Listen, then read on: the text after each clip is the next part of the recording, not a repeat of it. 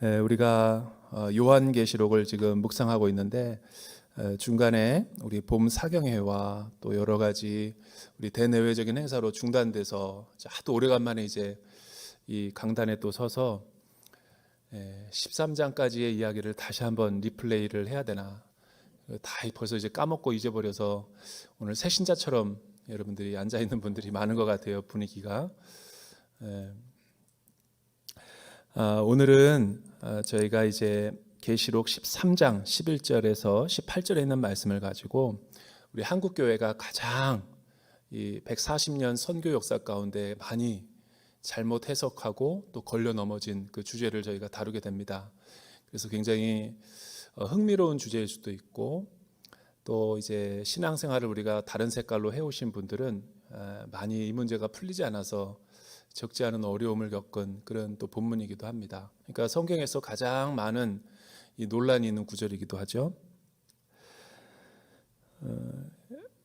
우리가 늘 있어 왔던 거지만 그래도 이제 최근에 이제 어떤 그 베리칩이라든가 혹은 그 666에 대해서 이제 우리가 읽은 그 성경 본문 가운데서 666에 대한 짐승의 표가 나오기 때문에 이런 거를 다 상징적으로 은유적으로 해석하는 교회들과 또 목회자들이 되게 많죠. 또 시한부 종말론과 연계돼 가지고 우리의 신앙에 올바른 길라잡이가 필요한데, 오히려 설교를 들으면 들을수록 더 많이 오리무중에 빠지는 일들이 적지 않게 우리 한국교회 역사 가운데 있었어요. 다 음모론적으로 이제 해석하고 몰아가는 경향 때문에. 그런데 결론부터 이야기하자면 그런 해석들은 성경에 기반을 두지 않은, 해석은 어떤 일리는 있지만 진리는 아니라는 거죠. 자신의 어떤 견해, 옳은 견해를 주장하는 견해일 수도 있지만 그것은 성경에 기초한 정확한 해석은 아니라는 거. 그러니까 그거를 설이라고 이야기를 해야지, 마치 진리인 양 성도들에게 설교를 하면 많은 이제 사이비 이단들이 빠졌던 그런 비슷한 경향성으로 치우치게 될 가능성이 높아요. 예를 들어 인간이라 우리가 실수는 할 수 있죠. 그런데 우리가 강단이라는 것은 책임을 지고 정확하게 성경 본문을 주의하고 해석해서 또 다양한 참고 서적들을 보고 이것이 정말 틀린가 옳은가, 역사적인 교회 전통 가운데 서 있는가를 분별하지 않으면 우리도 이단 가운데, 사이비 가운데 빠질 수가 있어요. 그러니까 하나님의 말씀을 사사로이 다루는 게 되는 거죠. 그러니까 사사로이 주의 말씀을 풀지 말라 그랬는데 오히려 개혁주의와 복음주의 교회들이 사사롭게 치우쳐서 시류에 빠진 해석을 할 수 있다는 거죠. 그런 유혹은 있습니다. 그러나 그렇게 자신 있게 설교를 하면 안 돼요. 먼저 이렇게 제가 방어방을 치고 이제 설교를 해야지 안심하고서 여러분들이 설교를 들을 수 있죠. 왜냐하면 여러분, 그 음모론은 이 밑도 끝도 없어요. 유튜브라든가 모든 시한부 종말론자들, 또 요한계시록과 관련된 해석들을 보면 이단이나 교회나 별로 차이가 없어요. 예컨대 백신 사태만 해도 그래요. 그런 고난과 어려운 큰 어떤 무질서와 혼란 가운데 우리 사람이 놓이게 되면 자꾸만 이 사건이 왜 일어났는가, 사람은 궁금하거든요. 그러니까 해석하기를 원해요. 권위자를 통해서든 이 고통이 나에게 어떤 의미가 있는가, 이런 다 해석을 요구받고 있기 때문에 이런데 유혹이 있는 사람들은 자꾸만 해석을 해서 답을 주려고 그러죠. 그러다가 우리 언론 보도처럼 찌라시처럼 흘려보낸 다음에 아니면 말고식, 법적인 책임도 안 지고, 저는 이런 우려 때문에 그런 해석들은 조심해야 된다고 봐요. 아무리 권위자라 할지라도 그런 해석은 기독교 역사에서 늘 잘못된 해석으로 갔기 때문에 제가 자신 있게 이야기할 수 있어요. 여러분, 음모론은 예를 들어서 우리 백신, 코로나 백신이 이제 일어났을 때도 뭐 안 맞고 맞고는 본인 자유죠. 그러나 그거를 가지고 이제 음모론으로 몰아가서 어떤 세계 정부라든가 또 어떤 그 적그리스도가 그거를 우리가 통제하려고 뭐 여러 가지로 했다라는 그런 설이 있죠. 설이니까 그거는 자기 주장일 수가 있는 거예요. 그런데 그거를 이제 공론화 시켜가지고 다른 사람들에게도 강요를 해서 뭐 백신을 맞지 마라, 맞아라 이야기하는 것은 매우 무책임한 일이라고 생각합니다. 그러다가 그 기저질환자가 죽게 된다고 한다면 본인이 그 아까운 생명을 책임질 수 있을까? 그런 거는 되게 무모한 짓인 거예요. 그러니까 선택으로 남겨둬야지 본인이 맞고 싶은 사람은 맞고 맞기 싫은 사람은 맞지 말고 그런 식으로 이제 하면 되는데 그걸 어떤 색깔론으로 번져가지고 막 강요해요. 그리고 나중에 들통이 나니까 언론에서 취재를 왔을 때 9시 뉴스에 인터뷰를 하니까 그런 일 없다라고 분명히 본인이 얘기했어요. 인터뷰가 있으니까 사실 확인을 해보세요. 그러나 그런 공적인 자리에 있는 사람이 그 설교한 내용을 어느 교회에 가서 설교한 내용을 갖다가 9시 뉴스에 보도하니까 거짓말한 게 탄로 났잖아요. 그러니까 아니라고 그래놓고선 언론에 보도된 거는 본인이 입으로 얘기한 게 사실로 탄로 났는데 그런 게 공신력을 떨어뜨린다는 거예요. 차라리 밀고 나갈 거면 확실히 안 했다라고 얘기하던가 했다 그러면 했다라고 그러던가 이렇게 나와야지 이쪽에서는 안 했다 그러고 이쪽에서는 했다 그러고 그럼 도대체 자기 주장이 뭐예요? 그건 음모론도 아니야. 내가 보기에는 비겁한 거지. 그런 일들이 많다니까요. 그래서 속지 말라는 거예요. 그런 거예요. 또 뭐 많죠. 이런 게 적그리스도가 누구냐 그랬을 때 역사적으로 많았어요. 종교개혁 때는 교황이 적그리스도다 그랬고 아주 설교를 유명하게 잘하는 세계적인 영향력 있는 목사님들도 적그리스도는 교황이다. 뭐 그래서 공공연하게 그런 설교집에 실제로 나와 있기도 하고. 그러나 지금의 가톨릭을 적그리스도라고 보느냐? 그때와 지금도 또 많은 차이가 있고. 또 어떤 그 달러 지폐 뒤에 있는 trust God we trust in 그렇게 더 있는 피라미드에 뭐 이상한 눈 있죠. 그 눈 감시하는 게 세계 빅브라더다 그래가지고 막 이렇게 보고 음모론 세계 정부가 통합이 돼가지고 나중에 우리를 다스릴 거고 또 EU가 연합한 것은 이 요한계시록에 나오는 12짐승의 그런 어떤 용들이다. 사탄이다. 또 어떤 사람들은 베리칩 그래서 막 또 베리칩에 대해서 음모론을 갖다가 펼쳐서 막 이런 것이 막 그냥 공공연하게 퍼지고 우리 성도님들은 너무 순수해서 그런 거를 봤잖아요. 어디 집회 가서 기도원에서 그런 거 봤잖아요. 그러면 순수해요. 성도님들이라 양이라서 꼭 그거를 누구한테 전하지 않고서는 견딜 수가 없는 선지자와 같은 마음을 갖고 있어서 이웃들에게 전하는 게 아니라 꼭 목사한테 보내요. 카톡을. 그럼 나도 또 바쁜 시간에 보게 되죠. 다 보고 나면 낚였다 이런 느낌을 가질 때가 참 많아요. 뭐 특별한 내용도 없는데 그 뭐 베리칩이 인체에 들어가서 뭐 거기로 인해서 뭐 우리를 통제할 거다 뭐 등등등. 근데 그게 사실로 드러난 것도 아니는데 그럴 것이다 추측 같은 걸 놔가지고 혹세무민에 빠지게 만드는 거죠. 그렇지 않아도 이 난세인데 그런 썰들이 자꾸만 돌아다니니까 찌라시처럼 사실도 아니면서 카더라 통신 언론들과 뭐가 다르겠냐라는 거예요. 기독교인들은 그렇게 살면 안 돼요.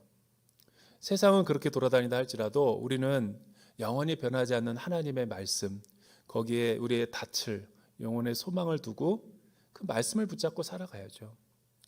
현상적인 것에 대해서 너무 그렇게 집착하면 여러분 혼란스러워요. 그렇지 않아도 혼란스러운 시대에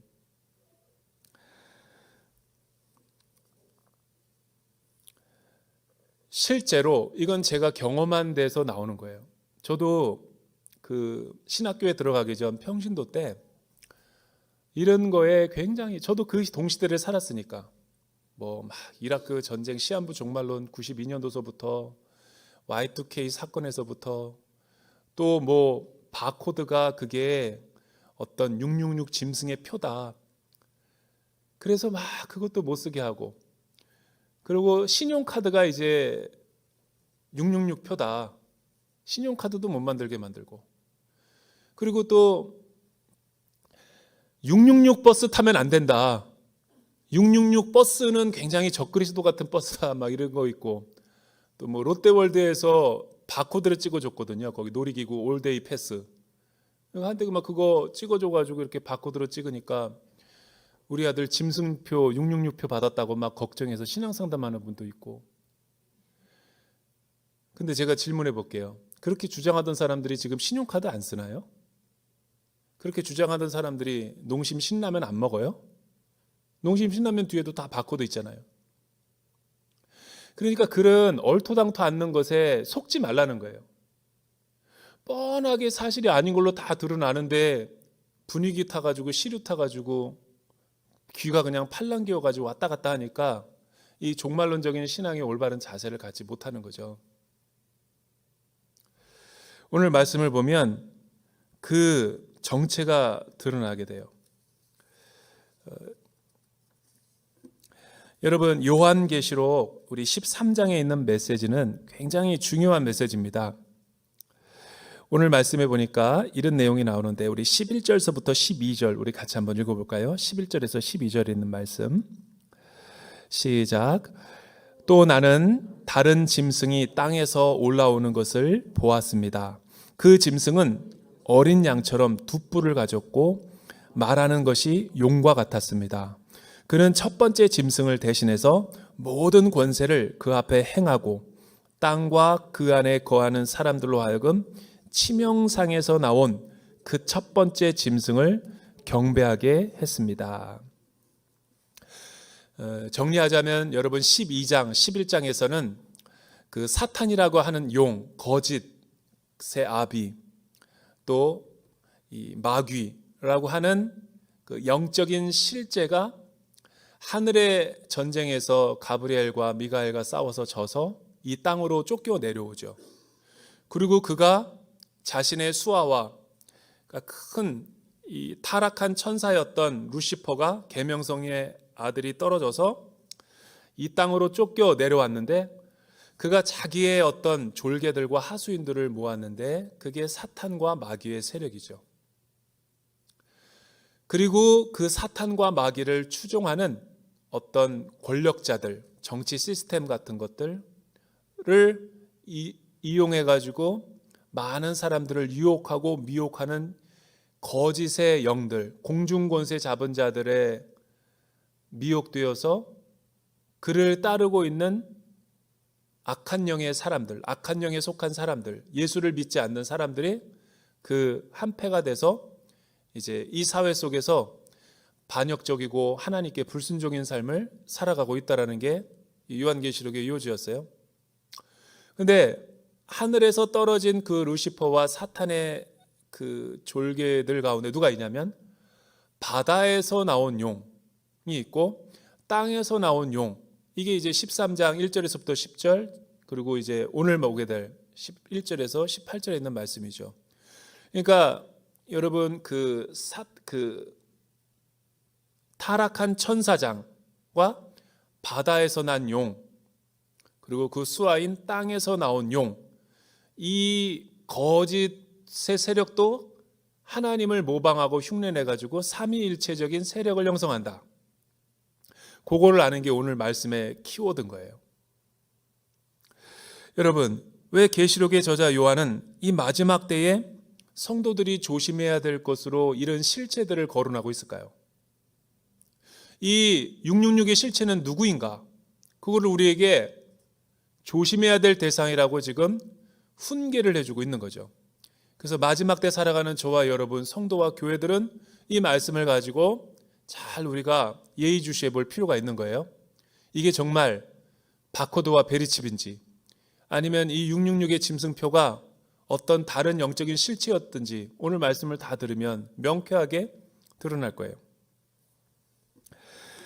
11절에서 12절 보면 바다 짐승의 권세를 행하는 거짓 선지자를 조심하라고 합니다. 또 나는 다른 짐승이 땅에서 올라오는 것을 보았습니다. 나는 요한을 말하는 거죠. 사도 요한 patmos섬에서 환상 가운데 그걸 본 거죠. 그 짐승은 어떤 모양을 하고 있었습니까? 어린 양의 모습을 하고 있었대요. 어린 양. 이거 되게 주목해 볼 관점이죠. 그 땅에서 나온 짐승도 사탄의 추종자죠. 그 땅에서 나온 짐승은 바다에 나온 용을 돕고 있었고 바다에 나온 용은 사탄을 돕고 있었고 결국은 다 같이 해서 타락한 천사장언과 패배한 사탄의 패거리들을 말하는 거예요. 그런데 땅에서 올라오는 이 짐승은 어떤 모습을 띠고 있었냐면 겉으로는 아주 순한 어린 양과 같은 예수 그리스도와 같은 모습을 하고 있대요. 어린 양처럼 두 뿔을 가졌고, 그러나 말하는 것은 용과 같았다는 거죠. 여러분, 계시록의 용은 사탄과 마귀적인 것을 의미하는 거죠. 그러니까 이 말은 우리에게 무엇을 말해주고 있어요? 영적인 분별력을 가지고 이 마지막 시대 때는 깨어있고 잘 판별하면서 살아가야 된다는 거예요. 신앙생활 할 때. 그렇지 않으면 누구든지, 목사라든지 신앙생활 오래 한 사람들인지 정체성을 잃어버리면 한순간에 별이 떨어지는 것처럼 미혹의 구렁텅이로 떨어질 수 있다는 걸 경고하고 있는 거죠. 그는 또 어떤 일을 했습니까? 첫 번째 짐승을 대신해서, 첫 번째 짐승, 바다이든지 아니면 그 사탄의 그 루시퍼든지 모든 권세를 그 앞에서 행하고 땅과 그 안에 거하는 사람들로 하여금 치명상에서 나온 그 첫 번째 짐승을 경배하게 했습니다. 그러니까 사탄에게 권위를 부여받은 그 바다와 그 땅에서 나온 짐승이 어린 양처럼 아주 그 양의 탈을 쓴 이리처럼 말하기도 했지만, 두 번째는 그 짐승을 대신해서 권력과 힘을 가지고 땅에 거하는 많은 사람들로 하여금 경배하겠다는 건 뭐예요? 이 우상 숭배하도록 그렇게 만들었다라는 거죠. 여러분, 우상 숭배는 우리가 아무 것이나 추종하고 따릅니까? 하나님 대신에 참된 그 진리와 참된 신을 쫓지 않고 거짓된 신과 세상의 다른 신을 섬기는 사람들의 특징이 뭐냐면 다 속아 넘어간다라는 거죠. 그러니까 말세 성도가 가장 조심해야 될 첫 번째 자세는 바다 짐승의 권세를 받아가지고 행하는 거짓 선지자들을 조심해야 되는 거예요. 조심해야 되는 거예요. 여러분, 언론에 나오는 그런 어떤 사이비 종파나 이단의 교주들을 보면 왜 멀쩡한 사람인데 저렇게 다 미혹되고 넘어갈까? 우린 그런 생각하죠. 다 넘어가고 미혹되는 이유가 있어요. 처음부터 그러지 않았다라는 거죠. 처음부터 거짓된 것이고 처음부터 잘못된 교리를 가르친다면 미혹될 사람은 아무도 없어요. 다 그럴듯하고 진짜인 것 같고 진짜 나를 사랑해 주는 것 같으니까 내 마음과 모든 걸 헌신했다가 변질돼 버리는 거죠. 그래서 여러분, 그 언론에 보도되고 있는 수많은 그 아주 사이비와 국민 대사기극들을 행하는 그런 교주나 그런 이단들의 특징은 뭐냐면 유사복음 내지는 우리 일반 개혁교회와 복음주의 교회에서, 건강한 교회에서 쓰는 말씀도 갖고 있고요. 성경을 가지고 미혹을 시켜요.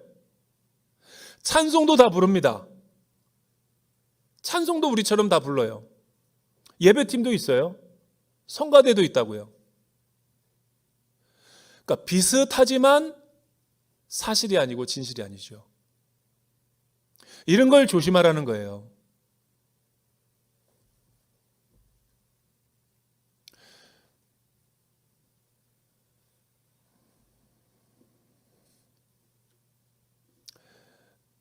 가끔 신앙 상담을 해보면 이런 분들이 적지 않아요. 교회에 새 신자가 와가지고 한 3년 동안은 굉장히 열심히 헌신하고 봉사합니다. 목사님 오른팔로.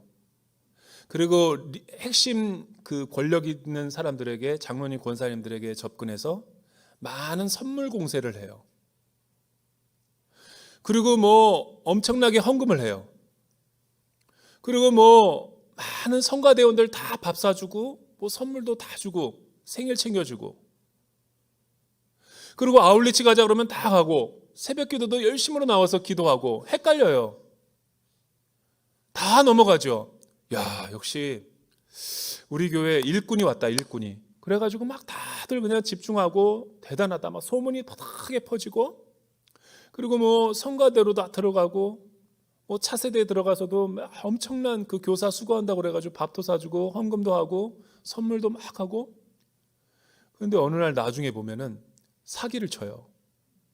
사기를 칩니다. 나중에 다 보니까 성도들에게 사업하는데 급히 이 돈이 안 돌아서 그러는데 곧 갚겠다고 그러고 억 단위로 다 빌려요. 그리고 도망가 버려요. 잠적해요. 그러니까 자기 비즈니스 한다고 그럴듯한 명함 하나 찍어가지고 돌려요. 자기가 나온 출신 학교, 물론 그 학교도 다 가짜지만 우리나라는 스펙하면 다 믿어줘요. 확인도 안 해. 그렇게 해서 다 미혹에 넘어가서 교회가 그냥 하루아침에 풍비박산 돼버리는 거예요. 많습니다. 이런 교회들. 이런 교회들 많아요. 다단계도 많고요. 그래서 교회에 아주 골치고 많고 다 중직자들이 걸려 있어요. 이분들이 없으면 교회 움직이질 못하는데 이분들이 다 뇌물 받아가지고 넘어져가지고 교회 운영이 마비가 돼. 법정에 다 고소가 됐으니까. 이거 어떻게 해석해야 돼요? 여러분, 그럴듯한 양의 모습을 하고 오죠? 그러니까 조심해야 되는 거예요. 조심해야 되는 거예요. 처음 와가지고 잘해주는 사람을 조심하십시오. 여러분, 대학 들어가가지고 동아리 잘못 들어가면 다 이단에 넘어가는 거예요. 왜? 우리 이단이요하고 동아리 시작하는데 없어요. 처음에 스포츠 동아리, 또 피트니스 헬스클럽, 뭐 여가 동아리 다 좋은 거예요. 여행 동아리, 영화 동아리. 근데 알고 보면 이제 궁극적인 그들의 숨은 의도가 정체가 드러날 때가 있어요. 그럴 때는 빨리 발을 빼야 되는데 의리상 얻어먹은 게 많으니까 못 빠져나오는 거죠. 다 그렇게 해서 미혹되는 거예요.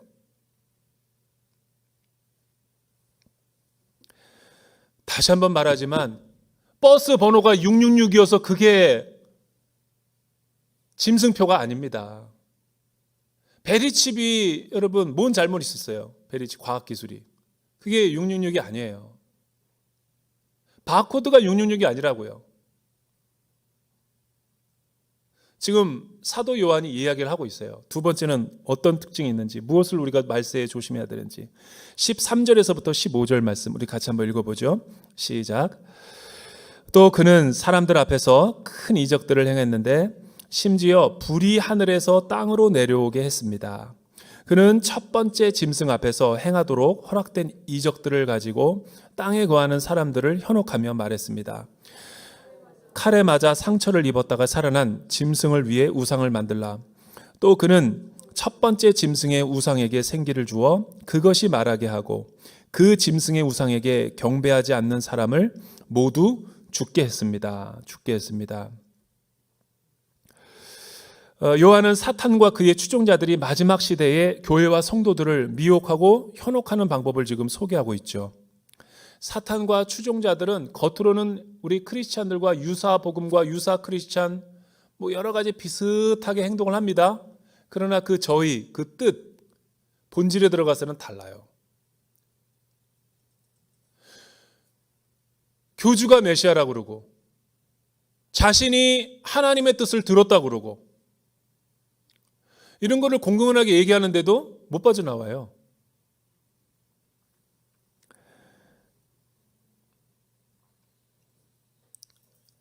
두 번째 쓰는 방법이 기적과 표적이래요. 이적들. 여러분, 거짓 선지자들이 주로 선동하기 위해서 쓰는 전략적인 도구가 뭔지 아세요?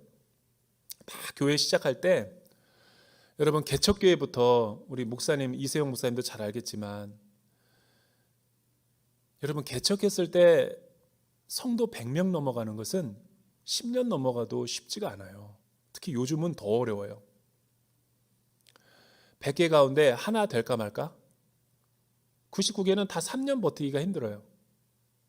내 친구가 10년 개척하고 건축을 했는데 조그맣게 11년이 넘었어요. 11년. 굉장히 성실하고 신실한 사람인데 그렇게 어렵다고요. 근데 대부분 많은 사람들이 이 교회를 숫자적으로 물량적으로 부흥시키고 한순간에 뭔가 어떤 이렇게 많은 사람들에게 권능주의적인 어떤 사역자라는 걸 보여주기 위해서 유혹받는 게 뭐냐면 자꾸만 은사주의자, 신비주의자들, 그리고 또 광신주의적인 약간 그 어떤 이적과 표적, 신유 은사가 있는 사람을 자꾸만 데려다가 교회의 토대를 닦는 분이 있어요. 굉장히 위험합니다. 이 말씀의 기초와 큐티와 1대1과 순, 공동체 이런 걸로 인해서 차곡차곡 벽돌 한 장 한 장 쌓아야지 목사가 이렇게 급하거든요. 되게 그 부름받아 나선이 나왔기 때문에 빨리 뭔가를 보여줘야 되고 빨리 뭔가를 이렇게 조급증에 시달리기 때문에 받는 유혹들이 있어요. 이제 하다 말씀 강해가 쉽지가 않거든요. 저 여기 지금 5년째인데 감사한 것은 정말 여기 와서 10개가 넘는 성경을 강해 설교로 하나하나 했다는 게 감사해요. 여러분 말씀 하나 준비하려면 하루 온종일 걸려요. 8시간에서 9시간. 이 말씀은 정확하게 하나님의 말씀인가 아닌가를 확인하고 또 여러 가지 참고서적 준비하고 이렇게 기도하면서 준비하려면 쉽지 않습니다. 이런 걸 다 주석과 주에 생략하고 그냥 사람들이 좋아하고 사람들이 매력 있어 보이고 사람들이 끌리는 무엇 유튜브 영상 같은데 쇼츠 그러면 별것 내용 없는데 막 그냥 50만 70만이야. 먹방하는 거 소리 보여주는 거 SMR 하는 게 막 그냥 400만까지 가. 근데 진리의 말씀은 50회. 아주 유명한 목사님 말씀인데도 780회. 그러니까 현대인들이 어디로 가는가 봐봐. 이렇게 숏팬츠 입고 춤추는 거 1000만 회. 그리고 반려견이랑 이렇게 산책 나가는 거 그런 것들이 이렇게 막 조회수 엄청나게 높아요. 그리고 또 이적과 신유 한 10초도 안 돼. 막 안수해 주니까 막 뒤로 쓰러져. 그 정체가 뭔지도 모르겠지만 몇백만이야. 그 짧은 거. 감각적이죠. 굉장히 그 센세이셔널하고 자극적이죠. 또 조회수가 많으니까 유혹이 되죠. 안 눌러줘야 되는데 더 눌러주니까 조회수가 높아가죠. 그러니까 그런 것들을 보면 하나 말씀은 없어. 성경적인 내용도 없고 막 부르짖고 한다고 그러면서 축사한다고 그러고 그런 거가 끌리거든요. 사람들은. 왜 끌리죠? 뭔가가 능력적이니까 뭔가가 보여주니까. 그런데 우리 김상수 목사는 고리타분해.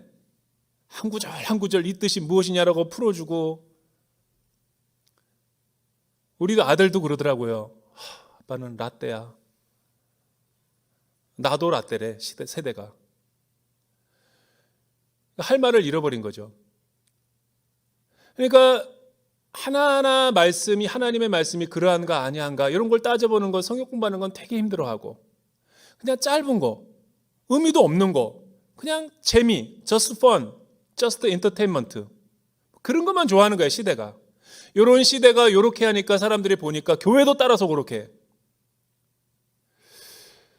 나는 이런 것들이 기독교가 쇠퇴하고 내리막길을 걸어가는 전조가 아닌가. 왜? 이게 거짓 선지자들이 쓰는 방법이거든요.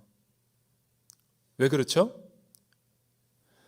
그러니까 마지막 시대 가운데 교회에 와가지고 양무리들을 괴롭히고 어렵게 하는 다 그 특징들이 뭐냐면 말씀의 전공법보다는 그 이적들을 가지고 땅에 거하는 사람들을 현혹한대요. 그리고 그들을 섬기라고 우상 앞에 절하게 만든다라는 거죠. 그러니까 삼위일체도 흉내내죠. 사이비와 이단들도. 그리고 어린 양의 탈을 썼죠. 게다가 출애굽 당시에 애굽의 술사들이 썼던 매직도 그들이 쓰죠. 권능주의적인 표식. 여러분 신내림 받고 작두 타는 사람들 도령들 보면 우리 기독교적보다 더 권능주의적으로 행동합니다.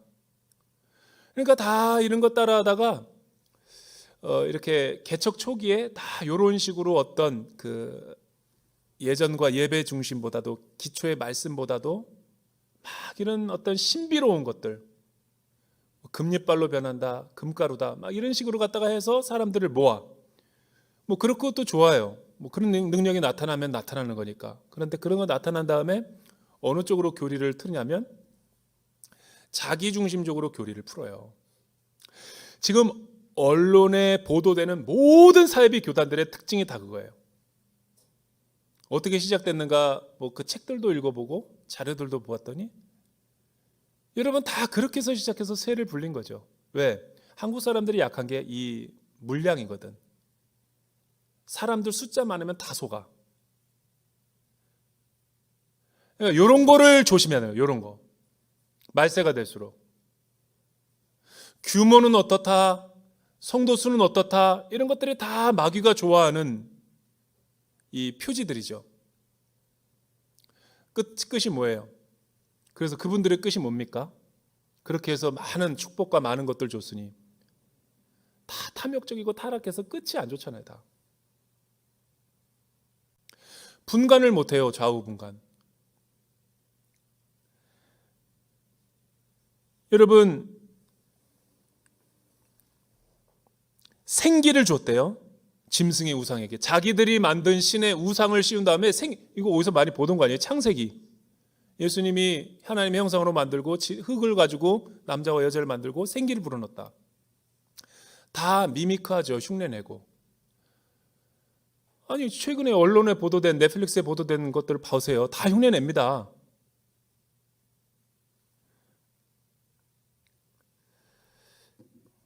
그러나 우리의 영혼을 타락시키고 다 죽게 만드는 그 교리들로 가득 차 있는 거죠. 그래서 이단들의 특징은 뭐냐는 줄 아세요? 내가 우리나라 한국교회 140년 역사 가운데 모든 교주들과 모든 사비와 이단들을 정통에서 벗어난 그 무리들을 연구해 보니까 공통점이 있더군요. 여러분 모든 그 이단들의 특징이 뭐냐면 하얀 옷을 입어. 그리고 우리 교주를 선생님을 모실 때 반드시 백마탄거가 하나가 있어. 백마탄거. 왜냐하면 계시록에 백마탄 왕자가 메시아거든요. 구원자시고. 하얀 옷을 입어. 하얀 옷을 입는 사람은 일단 조심하게 봐야 돼.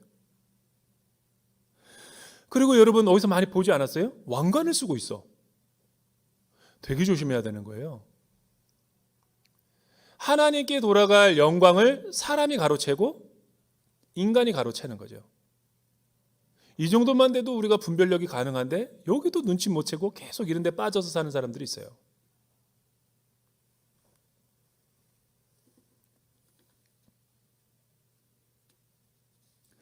더 놀라운 사실은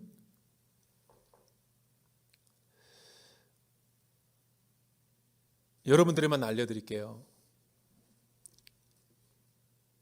모든 이단들의 특징이 은혜로 구원받는 게 아니라 행위 구원을 강조해요. 이거 참 희한하죠. 행위 구원이라는 건 뭐냐면 열심히 뭔가를 해야지 너의 구원이 완성된다. 조금만 내가 게을러지잖아요. 구원이 취소될 수 있다. 탈락한다. 이렇게 막 가스라이팅하고 위협해요. 심지어는 시한부 종말론이라고 이렇게 제가 읽은 거예요. 이거는 간접 인용. 그 홈페이지에 들어가서 직접 읽은 겁니다. 그 이단들의 교회 홈페이지에 들어가서 보니까 놀랄 거예요. 전 재산을 바치면 구원은 취소되지 않는다. 놀랍지 않아요? 놀랍죠, 이 정도면. 공공연하게 그거를 구원의 표로 내걸고 있어요. 시한부 종말론이라고 그러면서 자신은 계좌로 해가지고 헌금을 모아놔. 이것도 희한하죠? 더 놀라운 사실은 기적과 이적을 행하는 사람들이 수많은 사람들을 치유하면서 병고침을 하면서 본인은 아파가지고 수술받아.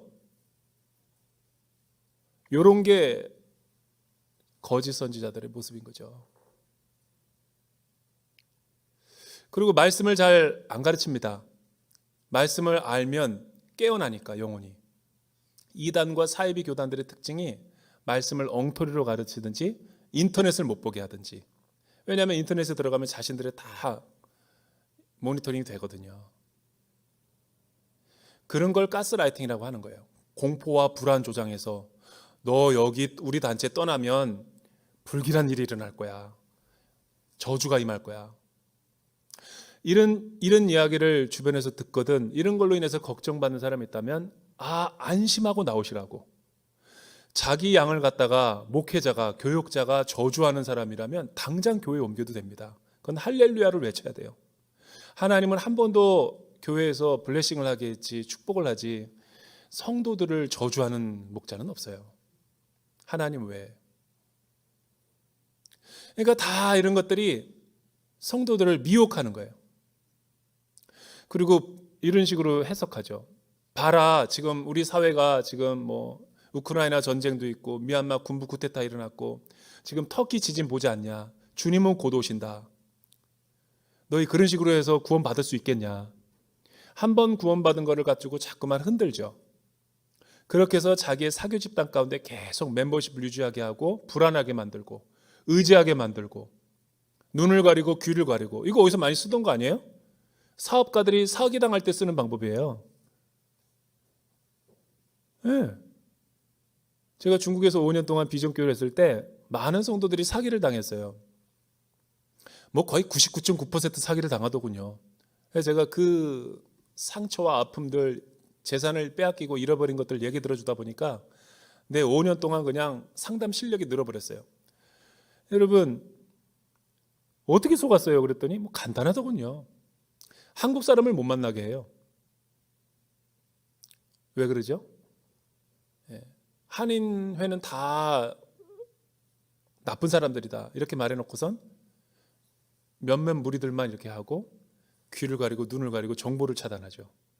대부분 다 그렇게 해서 넘어가더라고요. 이단들도 똑같아요. 여러분 그렇게 질리고 그렇게 떳떳하면 왜 다락방에 모여가지고 성경 공부를 합니까? 그렇게 자신들의 교리가 떳떳하면 왜 주민등록증 내고 맡기고 성경 공부 이렇게 텍스트를 갖다가 빌려보고 또 못 가져가게 하고 또 다시 반환해야 돼. 주민등록증이랑. 이런 어리석은 일을 왜 반복하고 있냐라는 거예요. 뭐 구원받을 비밀이 있다라는 거죠. 비유풀이. 다 엉터리죠. 그거 똑똑한 대학 나온 사람들이 귀를 가리고 눈을 가리니까 다 그게 뭔가 있는 줄 알고 혹했다가 못 빠져나오는 거죠. 다 그런 피해자들인 거죠. 더 놀라운 사실 알려드려요. 오늘 왜 이렇게 비밀을 많이 풀까요, 제가? 이단들이 하도 비밀 푸니까 저도 비밀을 풀어내는 거예요. 여러분, 이단들의 사회비에 빠져 있는 분들 가운데 의사와 변호사, 검사, KBS 통역가들, 쟁쟁한 사람들 많거든요. 스카이 대학들, 재력가들도 많고. 왜 못 나오는 줄 아세요? 청재가 탈로 났잖아. 그 정도만 되면 정상적인 사람이라면 나와야 되거든요. 못 나와요. 왜 못 나올까요? 누가 비밀 제보를 했어요. 큰 소리치고 가족들을 품에 떠나가지고 여기에 속했는데 똑똑한 사람이 이런 데에 사기에 빠졌다고 막 이렇게 얘기를 했는데 여기서 나오면 자기가 틀렸다는 게 판명될까 봐 부끄러워서. 제일 미련한 것이 사람이에요. 미련한 것이 사람이라고요. 알고도 못 나와. 그러니까 이렇게 막 악순환이 되는 거예요.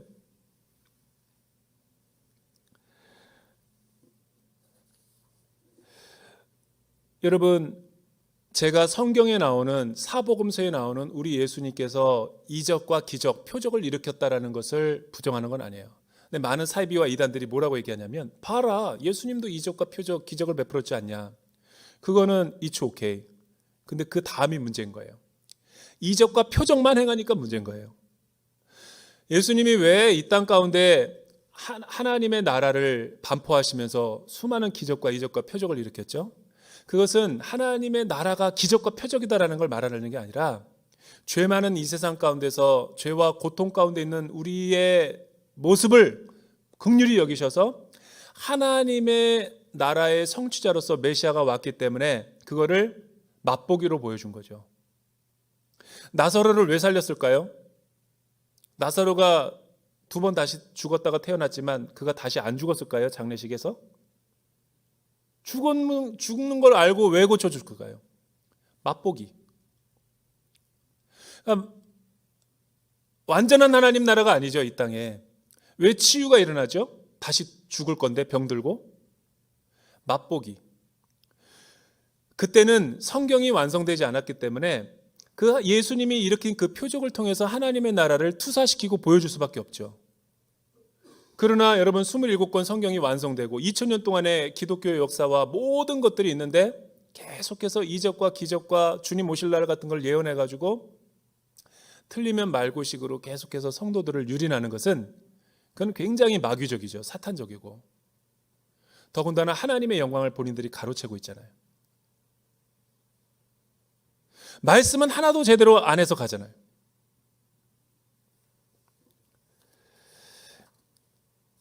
제가 이렇게 강조하는 것은 이런 시류의 영향을 받은 기성 교회들도 적지 않게 영향을 받아서 그런 거예요. 그래서 제가 흥분하는 거예요, 지금. 아니면 말고식.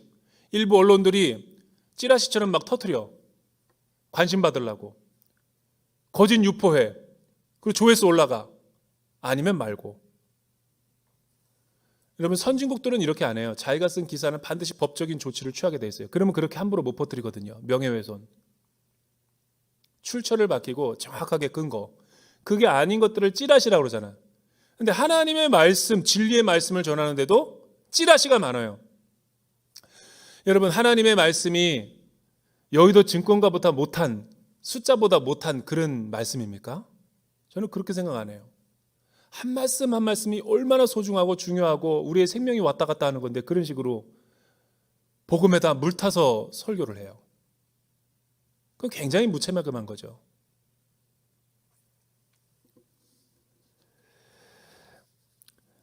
마지막으로 여러분 16절에서부터 18절 우리 같이 한번 읽어보죠. 16절에서 18절 어떤 거를 주의하라고 하는가? 시작.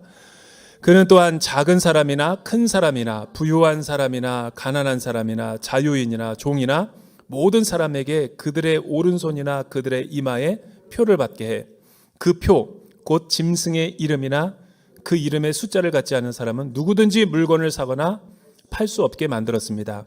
여기에 지혜가 요구됩니다. 지각 있는 사람은 그 짐승의 숫자를 세어보십시오. 그것은 사람의 수이며 그 숫자는 666입니다. 논란이 되는 구절이죠. 이 666이 도대체 뭔가? 사람의 수이며 그 숫자는 666이다.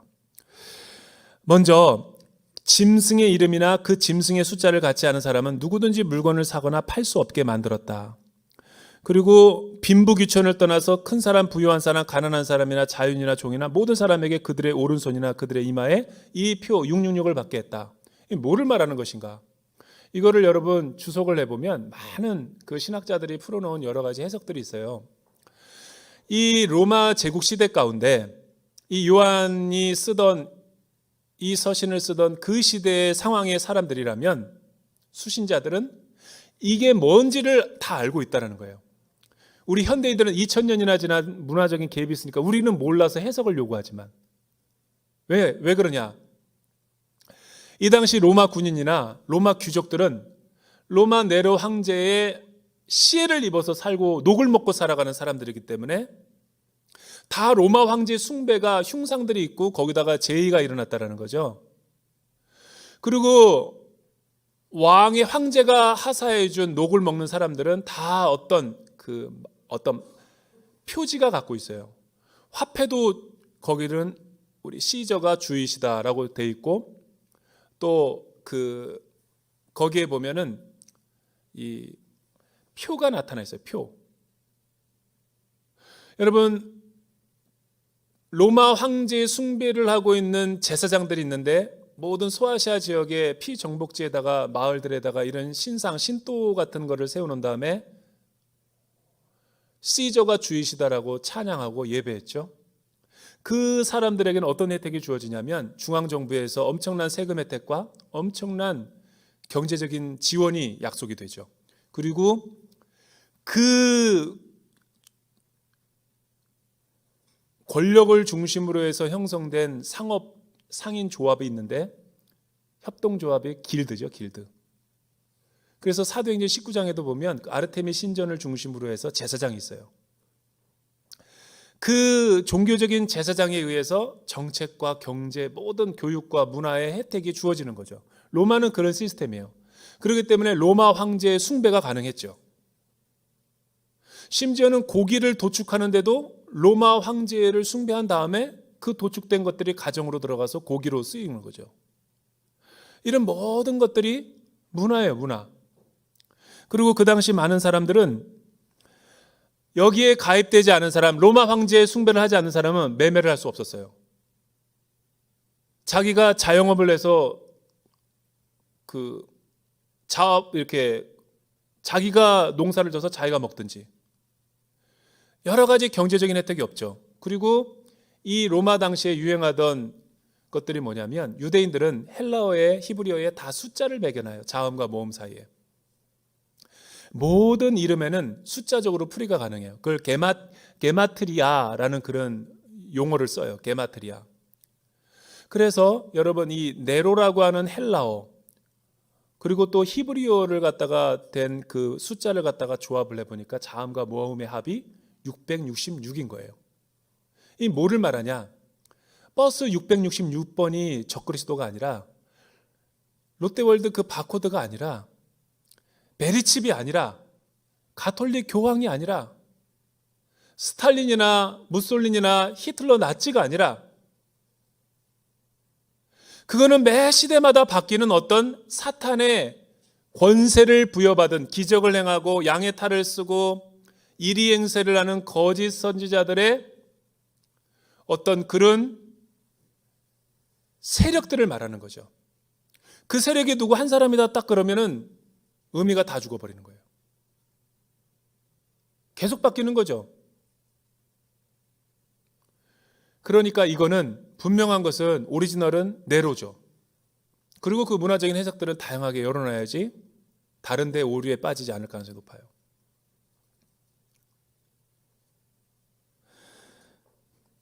이 말씀이 저와 여러분들에게 주는 교훈이 뭘까요?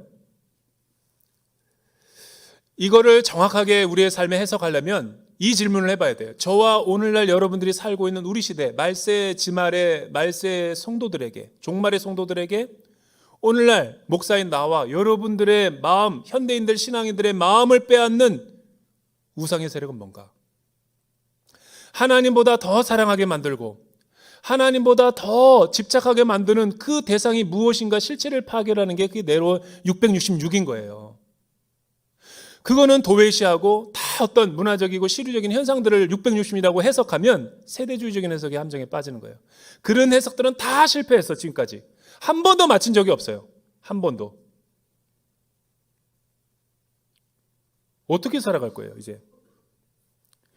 나는 이거를 한번 우리 성도들과 함께 수요 저녁 예배 드리는 성도들과 함께 진지하게 한번 내가 묵상을 해봤어요. 우리 시대라면 도대체 뭐가 짐승의 표일까? 하나님이 지혜를 주셨어요. 생각나게 했어요. 우리 한국교회에 얼마나 많은 차세대 사역하고 있지만 이세영 목사님이 한국교회에 얼마나 많은 우리 성도들과 자녀들이 이 666의 짐승의 표를 받고 있고 절하고 있는가? 제가 현실을 한번 파악해 볼게요. 이단과 사이비가 아니에요. 교회 안에 이런 거를 섬기는 사람이 있다고요. 내가 유튜브에서 어떤 학생이 유명한 인류대에 들어갔다고 간증하는 걸 보고 충격을 받았어요. 너무 충격을 받았어요. 그 부모와 함께 나와가지고 많은 사람들 앞에서 회중들 앞에서 간증하고 있는 거예요. 이런 간증. 하나님이 은혜를 주셔서 우리 자녀가 인류대 들어갔다. 이런 거 싫어하는 사람 없죠. 왜? 한국은 스펙, 물량 이런 걸 다 약해요. 얘기하면 다 믿거든요. 아멘하고 다 좋아하고 그걸 흉내내려고 그러고. 그런 게 666이에요. 왜 그런지 아세요? 그 교육자한테 물어봤더니 차세대 교육자한테 물어봤더니 이 아이는 1년 중에 한 번도 교회 안 나왔대. 그거 어떻게 생각하세요? 부모가 교회 나오려고 그러면 학원 가야지 네가 무슨 공부냐고. 아니 네가 무슨 예배냐고. 이게 남의 얘기하는 거예요 지금? 우리 차세대도 그래요. 이런 게 666 아니냐는 거지 내 얘기는. 타협하는 거잖아요. 절하는 거잖아요. 아니요 나는 예배 드리러 갈 거예요. 대학 못 들어가도 되니까 하나님 중심으로 살 거예요. 이런 게 아닌가요? 왜 믿음으로 살다가 대학 못 들어가면, 지방대 들어가면 다 믿음에 실패한 사람이고, 신앙생활 제대로 안 하다가 좋은 대학만 들어가면 하나님의 영광을 드러낸다라는 그런 프레임이 누가 만들어냈냐고요. 직장인들도 마찬가지죠. 자영업자들이 얼마나 많아요. 여러분, 돈 벌기가 그렇게 쉽습니까? 요즘 시대에? 어려워요. 제가 보기 어려워요. 간증하는 거 제가 다 들어봤어요. 뭔 간증해요, 대부분? 내가 주일 성수하려고 주일날 문을 닫았더니 월요일서부터 토요일까지 하나님께서 갑절의 은혜를 주셔서 장사가 잘 되게 하셨다. 하나님은 살아계시다. 역시 하나님은 나를 사랑하신다. 이런 간증들이 난무하니까 한국 교회가 위기인 거예요. 오히려 이런 간증해야 되지 않나요? 나는 주일날 문을 닫았더니 월요일서도 토요일까지 더 장사가 안 돼서 폭망했다. 문을 닫아야만 됐다. 그래도 나는 하나님이 좋다. 이런 게 진짜 간증 아닌가? 이럴 땐 아멘 한번 해도 되는데 아멘을 안 하는 거 보니까 여러분도 다 그런 거에 동의하는 거잖아요. 뭐가 진짜 신앙인 거예요? 아니, 수요 저녁 예배 나온 사람들은 뭐 보통 헌신된 사람이 아니잖아요. 그냥 나 묻고 싶은 거예요. 뭐가 진짜 믿음이죠?